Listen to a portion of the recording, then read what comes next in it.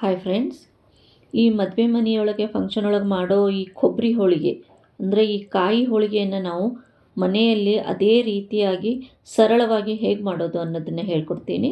ಹರೇ Srinivasa, Rekha's veggie ಫ್ಯೂಷನ್ಗೆ ತಮಗೆಲ್ಲರಿಗೂ ಸ್ವಾಗತ. ಇದು ಫ್ರೆಶ್ ಆಗಿ ತುರಿದಿರೋ ಕಾಯಿ ತುರಿ ಇದೆ ನೋಡಿ. ಆದ್ರೂ ಇದು ಈಳಿಗೆ ಮಣೆಯಿಂದ ತುರಿಯುವಾಗ ಸ್ವಲ್ಪ ಸ್ವಲ್ಪ ಪೀಸಸ್ಗಳು, ಸ್ವಲ್ಪ ಸ್ವಲ್ಪ ದಪ್ಪ ದಪ್ಪ ಹೋಳುಗಳು ಬರ್ತದೆ. ಅದಕ್ಕೆ ಇದನ್ನು ನಾನು ಮಿಕ್ಸರ್ ಜಾರಲ್ಲಿ ಇದನ್ನು ಮತ್ತೆ ಸಣ್ಣಗೆ ರುಬ್ಕೋತಾ ಇದ್ದೀನಿ. ಅಂದರೆ ನೀರು ಹಾಕಿಲ್ಲ. ಕಾಯಿ ತುರಿದೇನು ಹಸಿ ಇರುತ್ತೆ ಅದೇ ಹಸಿಯಲ್ಲೇ ಇದನ್ನು ನಾವು ಸ್ವಲ್ಪ ಚೆನ್ನಾಗಿ ರುಬ್ಕೋಬೇಕು. ಈಗ ನೋಡಿ, ನನ್ನ ಹತ್ರ ಒಟ್ಟು 5 ಕಪ್ ಇದೆ. ಅಂದರೆ 2 ದೊಡ್ಡ ತೆಂಗಿನಕಾಯಿದು ತುರಿ ಇದು. ಒಟ್ಟು ತುರಿದ ಮೇಲೆ ನನಗೆ 5 ಕಪ್ಪು ಇದು ತೆಂಗಿನ ತುರಿ ಆಗಿದೆ. ಈಗ ಇದನ್ನೆಲ್ಲವನ್ನು ಸ್ವಲ್ಪ ಸ್ವಲ್ಪನೇ ಮಿಕ್ಸರಲ್ಲೇ ಹಾಕ್ಕೊಂಡು ಇದನ್ನು ನಾವು ರುಬ್ಕೊಳ್ಳೋಣ. ಅಂದರೆ ಸಣ್ಣಗಾಗಬೇಕು. ಈಗ ಅದಕ್ಕೋಸ್ಕರ ಬೆಲ್ಲದ ಪಾಕ ಮಾಡೋಣ. ಇವಾಗ ನಾನು 2.5 ಕಪ್ ಸ್ವಲ್ಪ ಸಣ್ಣಗೆ ಹೆಚ್ಚಿರೋ ಬೆಲ್ಲ ತಗೊಂಡಿದ್ದೀನಿ. ಅಂದರೆ ನೀವು 1 ಕಪ್ಪಿಗೆ ಅರ್ಧ ಕಪ್ಪು ನೀವು ಬೆಲ್ಲ ತಗೋಬೇಕು. ಈ 2.5 ಕಪ್ಪು ಬೆಲ್ಲಕ್ಕೆ ನಾನು 2 ಟೇಬಲ್ ಸ್ಪೂನ್ ನೀರು ಹಾಕಿದ್ದೀನಿ.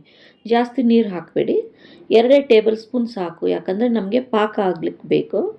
ಇವಾಗ 5 ಕಪ್ಪು ನಂದು ಕೊಬ್ಬರಿ ತುರಿಗೆ ನಾನು 2.5 ಕಪ್ ತೊಗೊಂಡಿದ್ದೀನಿ. ನೀವು ಬೇಕಾದರೆ ಸ್ವಲ್ಪ ಸಿಹಿ ಜಾಸ್ತಿ ಬೇಕಾದರೆ 3 ಕಪ್ಪನ್ನು ತೊಗೊಳ್ಬೋದು.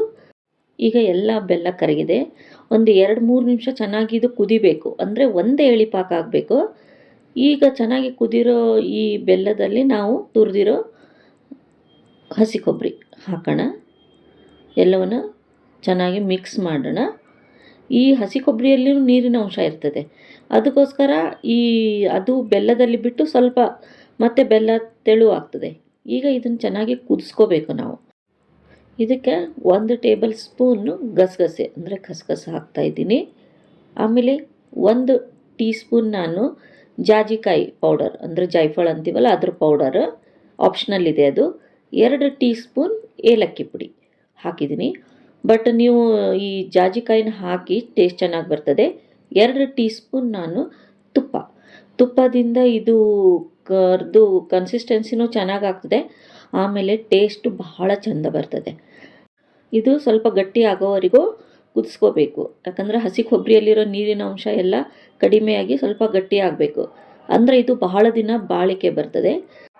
ಇದು ಪೂರ್ತಿ ತಣ್ಣಗಾದ್ಮೇಲೆ ಇದನ್ನು ಈ ರೀತಿ ನೋಡಿ ಎಷ್ಟು ಗಟ್ಟಿಯಾಗಿದೆ. ತಣ್ಣಗಾದ್ಮೇಲೆ ಇದು ಒಂದು ಡಬ್ಬದಲ್ಲಿ ಹಾಕಿ ಇಟ್ಟು ನಿಮಗೆ ಯಾವಾಗ ಮಾಡಬೇಕು ಅನಿಸುತ್ತೋ ಆವಾಗ ಮಾಡಬಹುದು.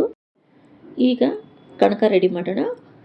1 ಕಪ್ ನಾನು ಗೋಧಿ ಹಿಟ್ಟು ತೊಗೊಂಡಿದ್ದೀನಿ, ಮೈದಾ ತೊಗೊಂಡಿಲ್ಲ, ಗೋಧಿ ಹಿಟ್ಟು. ಅದಕ್ಕೆ 2 ಟೇಬಲ್ ಸ್ಪೂನ್ ಚಿರೋಟಿ ರವೆ ಅಂದರೆ ಸಣ್ಣಗೆ ರವೆ ಇರ್ತದಲ್ಲ ಅದು ಹಾಕಿ, ಆಮೇಲೆ ಅದಕ್ಕೆ ಒಂದು ಸ್ವಲ್ಪ ಚಿಟಿಕೆ ಉಪ್ಪು, ಒಂದು ಸ್ವಲ್ಪನೇ ಚಿಟಿಕೆ ಉಪ್ಪು, 1 ಟೀ ಸ್ಪೂನ್ ತುಂಬ ಸಕ್ಕರೆ ಹಾಕಬೇಕು.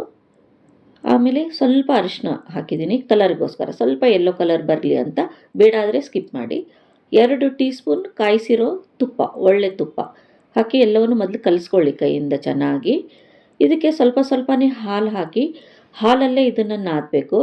ಅಂದರೆ ಬಹಳ ಚೆಂದ ಆಗ್ತದೆ ಹಿಟ್ಟು. ಎಲ್ಲ ಹೊರಗಡೆ ಎಲ್ಲ ಮೈದಾದಿಂದ ಮಾಡ್ತಾರೆ, ಆದರೆ ನಾನು ಗೋಧಿ ಹಿಟ್ಟಲ್ಲಿ ಹೇಳ್ಕೊಡ್ತಿದ್ದೀನಿ. ಆರೋಗ್ಯಕ್ಕೂ ತುಂಬ ಒಳ್ಳೆಯದು. ಸ್ವಲ್ಪ ಸ್ವಲ್ಪ ಎಣ್ಣೆ ಹಚ್ಚಿ ಒಂದು 5 ನಿಮಿಷ ಚೆನ್ನಾಗಿ ನಾದ್ಕೊಳ್ಳಿ. ಮುಚ್ಚಿ ಒಂದು ಅರ್ಧ ಗಂಟೆ ನೆನೆಯೋಕ್ಕೆ ಹಿಟ್ಟನ್ನು ಪಕ್ಕಕ್ಕಿಡೋಣ. ಇದು ಅರ್ಧ ಗಂಟೆ ಮೇಲಾಯಿತು ನೆನೆಸಿಟ್ಟು. ಇದಕ್ಕೆ ಸ್ವಲ್ಪ ಸ್ವಲ್ಪ ಎಣ್ಣೆ ಹಚ್ಕೊಂಡು ನಾದ್ಕೊಳ್ಳಿ. ಚಿರೋಟೆ ರವೆ ಎಲ್ಲ ಒಟ್ಟಿಗೆ ಸೇರಿಕೊಂಡು ಹಿಟ್ಟು ತುಂಬ ಸಾಫ್ಟಾಗಿರ್ತದೆ.